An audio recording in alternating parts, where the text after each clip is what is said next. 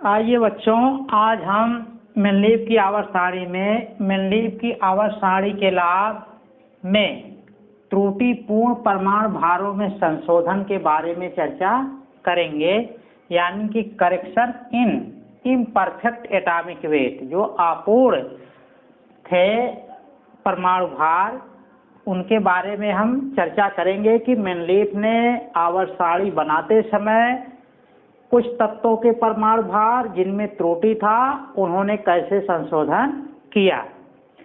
तो देखिए, आवर्त सारणी सजाने के पहले पहले जो तत्व के परमाणु भारों में त्रुटि थी, तो जब उन्होंने क्रम से सजाना शुरू किया तो देखा कि जो परमाणु भार थे तत्व के, उस आवर्त सारणी के हिसाब से उनको स्थान नहीं मिल पा रहा था, लेकिन गुण के आधार पर उनको वहाँ स्थान मिलना चाहिए था।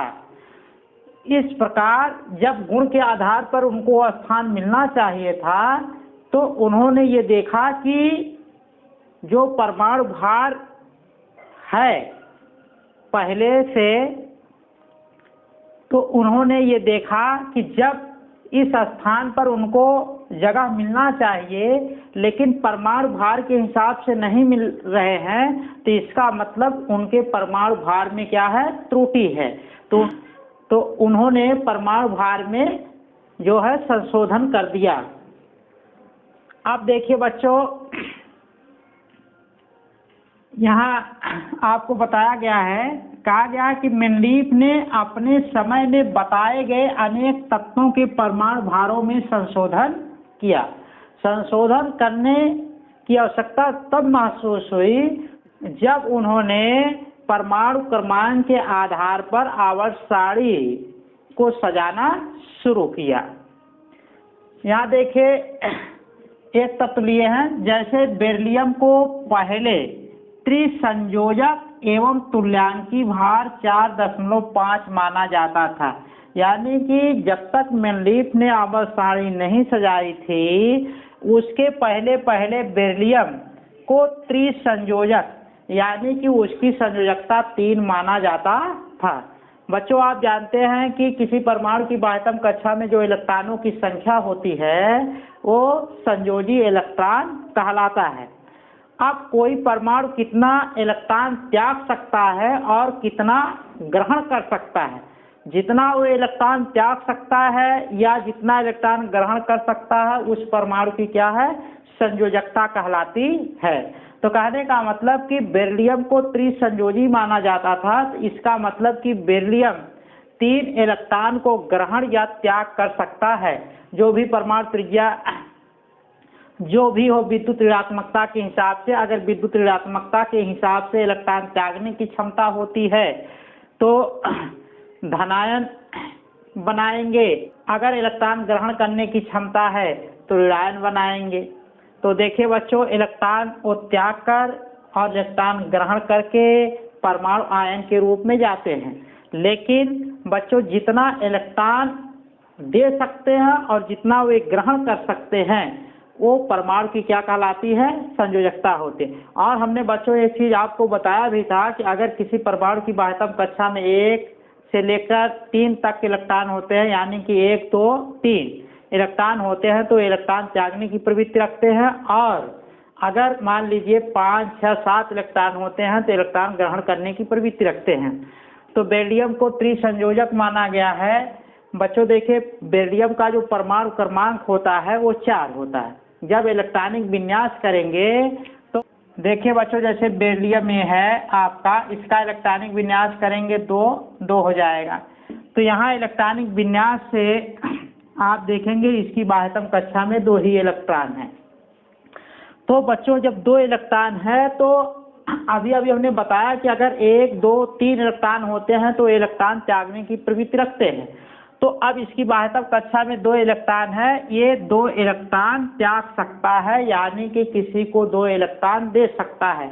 अब बच्चों बताइए कि अगर इसकी बाह्यतम कक्षा में 2 ही इलेक्ट्रॉन है तो क्या ये 3 इलेक्ट्रॉन त्याग पाएगा? नहीं। बाह्यतम कक्षा के ही इलेक्ट्रॉन त्यागे जाएंगे और बाह्यतम कक्षा में ही इलेक्ट्रॉन ग्रहण किए जाएंगे, क्योंकि अंदर वाले इलेक्ट्रॉन पर नाभिकीय आकर्षण बल इतना ज़्यादा होता है कि वे उतने आसानी से इलेक्ट्रॉन नहीं त्याग सकते हैं। हाँ, कभी कभी तत्वों के परमाणुओं की संयोजकता बदलती रहती है तो वहाँ परिवर्ती संयोजकता प्रदर्शित करते हैं, लेकिन बेरिलियम का परमाणु त्रिज्या यहाँ पर क्या है, छोटा है, इसलिए यहाँ जो अंदर का इलेक्ट्रॉन है इस पर लगने वाला नाभिकीय आकर्षण बल क्या होगा, ज़्यादा होगा, जिससे इनके अंदर के इलेक्ट्रॉन नहीं जा पाएंगे, इसलिए इसकी संयोजकता 2 ही होगी। बाद में पहले ये माना गया था कि ये त्रिसंयोजी है, तो इसके आधार पर इसका मतलब ये हुआ कि ये 2 इलेक्ट्रॉन यहाँ का और अंदर का 1 इलेक्ट्रॉन ये त्याग सकता था, इसलिए वहाँ त्रिसंयोजी माना गया। लेकिन जब मेनलीफ ने आवर्त सारणी को सजाना शुरू किया तो उस आधार पर, यानी कि त्रिसंयोजी आधार पर, वो उस स्थान पर जगह नहीं पा रहा था, यानी कि बेरिलियम को स्थान नहीं मिल रहा था। इसलिए बाद में मेनलीफ ने इसे त्रिसंयोजी ना मानकर 2 संयोजी माना, यानी कि द्विसंयोजी माना। आगे देखिए बच्चों, फिर कहा गया है अतः बेरिलियम का परमाणु भार तुल्यांकी भार गुणे संयोजकता, यानी कि परमाणु भार जो होता है तुल्यांकी भार और संयोजकता के गुणनफल के बराबर होता है। अभी तुल्यांकी भार क्या होता है हम उसकी चर्चा करेंगे। तो यहाँ देखिए बच्चों, ये पहले माना गया था कि ये त्रिसंयोजी और उसका तुल्यांकी भार कितना होता है, 4.5 होता है, तो उसके आधार पर परमाणु भार हमारा क्या हो गया, तुल्यांकी भार गुणे संयोजकता के हिसाब से तुल्यांकी भार कितना है, 4.5, इसलिए 4.5 रखेंगे, गुणे फिर संयोजकता उसकी कितनी है, 3 है, तो 3 से गुणा कर देंगे, आ जाएगा 13.5, यानी कि मेनलीफ की आवर्त सारणी सजाने के पहले उसका परमाणु भार माना जाता था 13.5।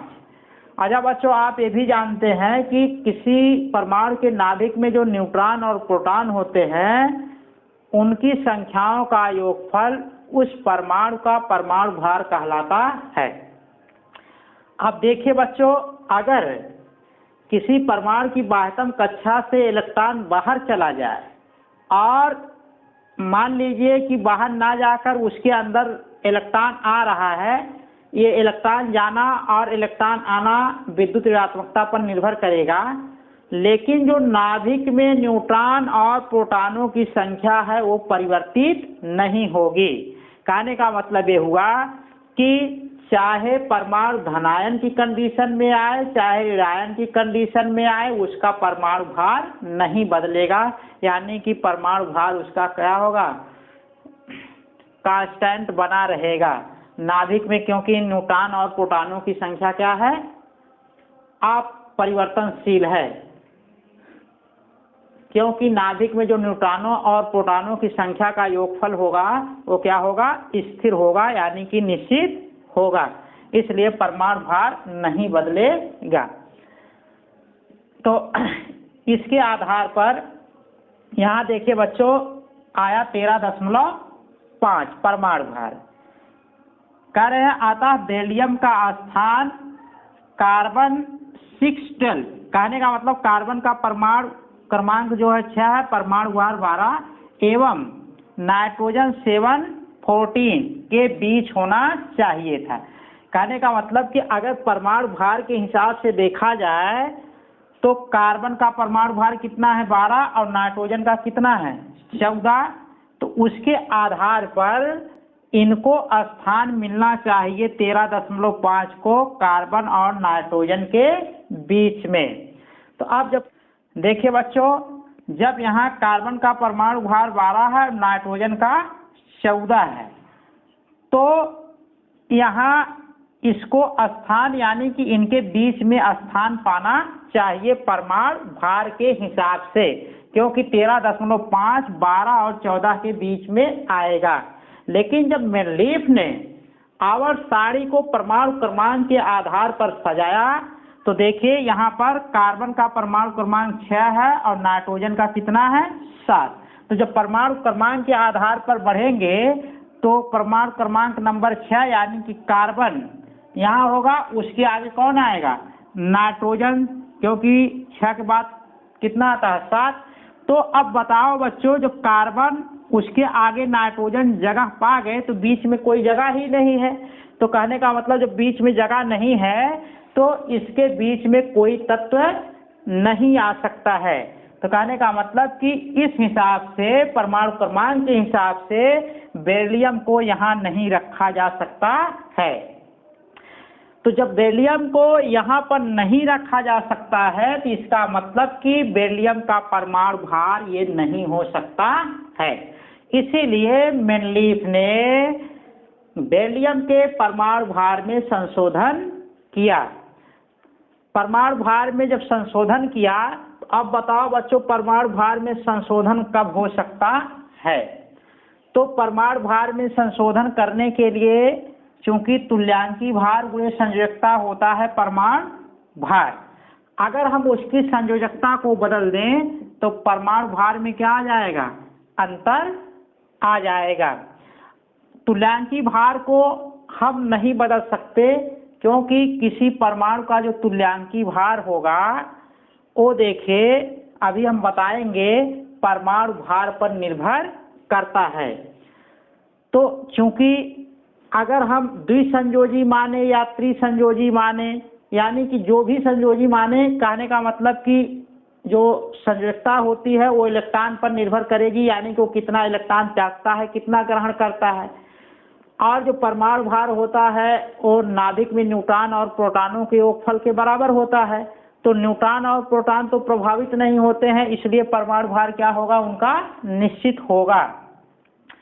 तो अब बच्चों, तुल्यांकी भार को हम इसलिए नहीं बदल रहे हैं क्योंकि इसका परमाणु भार क्या है? निश्चित है। संयोजकता को हम बदल कर यहाँ देखिए उसके परमाणु भार में परिवर्तन ला सकते हैं। तो इसीलिए उन्होंने तुल्यांकी भार को न बदलकर उसकी संयोजकता में बदलाव किया। तो संयोजकता को त्रिसंयोजी न मानकर द्विसंयोजी मान। जब द्विसंयोजी माना तो अब देखिए तुल्यांकी भार 4.5 और संयोजकता कितना हो जाएगा? 2। तो गुणा कर देंगे तो कितना आ जाएगा? 9 आ जाएगा। अब देखिए बच्चों, जब उसकी संयोजकता 2 मानेंगे तो उसका परमाणु भार कितना आ जाएगा? 9 आ जाएगा।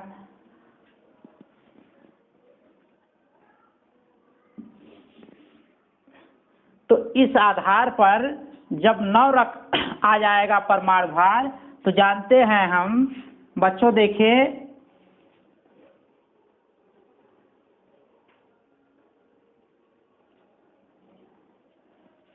अब देखिए बच्चों, जब इसका परमाणु भार 9 आ गया तो हम जानते हैं कि लिथियम का परमाणु क्रमांक 7।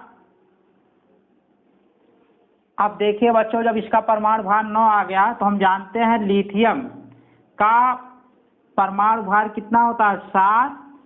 और जो बोरान होता है उसका परमाणु भार कितना होता है? 10। अब देखिए 9 जो है 7 और 10 के बीच आ जाएगा।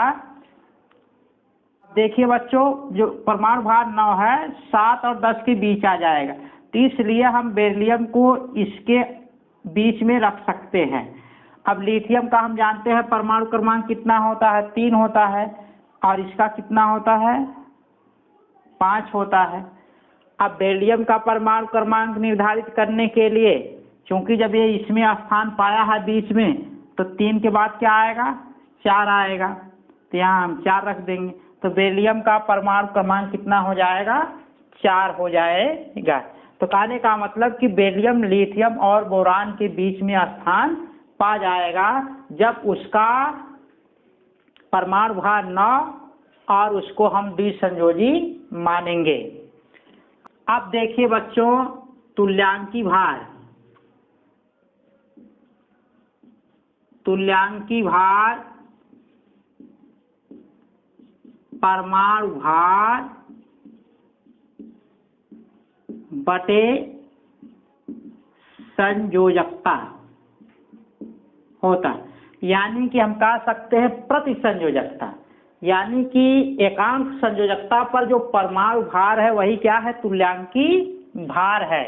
तो देखिए बच्चों, आप ये जान जाइए कि जो चीज यहाँ होता है, अब जैसे ये हमारा तुल्यांकी भार है तो ये समझ जाइए जो यहाँ पर अंश में है, जैसे ये अंश है आपका, ये है जो अंश में होता है वही चीज ये होता है। तो कहने का मतलब कि अगर ये परमाणु भार है तो तुल्यांकी भार भी परमाणु भार ही होगा, लेकिन कब का, जब उसकी संयोजकता एक होगी। यानी कि एकांक संयोजकता पर जो परमाणु भार होता है वही क्या है, तुल्यांकी भार है। जैसे बच्चों देखिए, अगर हम मान लीजिए कैल्शियम ले लें, कैल्शियम 2 इलेक्ट्रॉन त्याग कर धनायन बनाता है, तो कैल्शियम की संयोजकता कितनी हो गई, 2।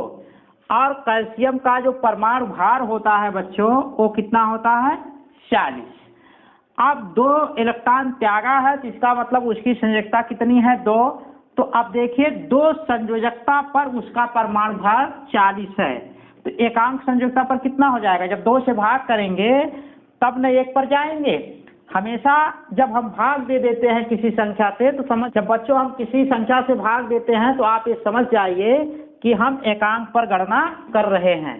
तो ये देखिए 2 एकन्ने 2 और ये कितना हो गया, 20 दूना 40, आ गया 20। यानी कि इसका तुल्यांकी भार कितना बन जाएगा, कैल्शियम का 20 बन जाएगा। यानी कि प्रति संयोजकता आप ये जान जाइए कि जितना चार्ज होता है आप उसी से उसके परमाणु भार में भाग कर दीजिए तो उसका तुल्यांकी भार निकल आएगा। तो जितना भी चार्ज होगा उसी से आपको भाग देना है तुल्यांकी भार निकालने के लिए। अब बच्चों देखिए, आप ये समझ जाइए कि अगर किसी परमाणु की संयोजकता बदलती है तो समझ जाइए कि परमाणु भार तो हमारा यहाँ क्या है, कांस्टेंट है, परमाणु भार में कोई परिवर्तन नहीं होगा, बस उसका तुल्यांकी भार क्या होगा, परिवर्तित होगा जब संयोजकता बदलेगी। परमाणु भार में कोई परिवर्तन नहीं करेंगे, क्योंकि इलेक्ट्रॉन चाहे जितना बाहर जाए चाहे जितना अंदर आए परमाणु भार बदलने वाला नहीं है, क्योंकि नाभिक में न्यूट्रॉन और प्रोटॉनों की संख्या का योगफल क्या होता है, निश्चित होता है। अब जान जाइए बच्चों कि तुल्यांकी भार हमेशा प्रति संयोजकता परमाणु भार होता है। आप संयोजकता से परमाणु भार में भाग कर दीजिए, जो भागफल आएगा वही क्या होगा, तुल्यांकी भार होगा। तो जैसे मान लीजिए हम एक उदाहरण और लेते हैं, मान लीजिए एल्युमिनियम है, इसकी संयोजकता कितनी होती है, 3। ये 3 इलेक्ट्रॉन त्याग कर धनायन बनाता है, यानी कि किसी को 3 इलेक्ट्रॉन दे सकता है, तो इसलिए इसकी संयोजकता कितनी है, 3। और हम जानते हैं एल्युमिनियम का जो परमाणु भार होता है कितना होता है, 27। तो जब 27 में हम 3 से भाग करेंगे तो कितना आ जाएगा, 9। तो ये 9 क्या हो गया, उसका तुल्यांकी भार। यानी कि प्रति संयोजकता उसका जो परमाणु भार है वो कितना है, 9 है। तो यही प्रति संयोजकता जो परमाणु भार है ये उसका क्या हो गया, तुल्यांकी भार।